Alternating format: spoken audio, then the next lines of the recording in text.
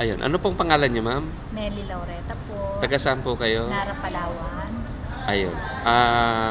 Meron po kayong sakit. Ano po yung naging sakit niyo? Dati po, 2004, na-find out na meron po akong polycythemia vera.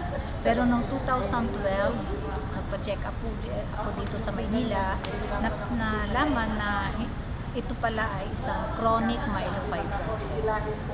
Pag sinabi kong chronic, ibig sabihin medyo mahaba-habang gamutan Yes, yun. mahaba-habang panahon na gamutan. Ang sakit ko po ito ay nasa 12 taon na po. Na nagpapagamot kayo. Nagpapagamot po ako. Mula po nung nag-take kayo ng barley grass nitong Sante, ano po ang naging pakiramdam niyo? Marami pong pagbabago. Unang-una, nakaramdam po ako ng kaginhawaan, kalakasan, na hindi ko naranasan sa mga synthetic na gamot na akin. Sa conventional medicine? Yes, sa conventional medicine. Mga 2 buwan pa lang po kayo ngayon, ilang porsyento na po yung in-improve niyo? 70%. 70% na po. Sabi po ng doktor na napag-alaman na 70% na po yung pagbabago. Yan po ay ayon doon sa mga laboratory test na naikumpara niyo. Sa laboratory test na isinagawa.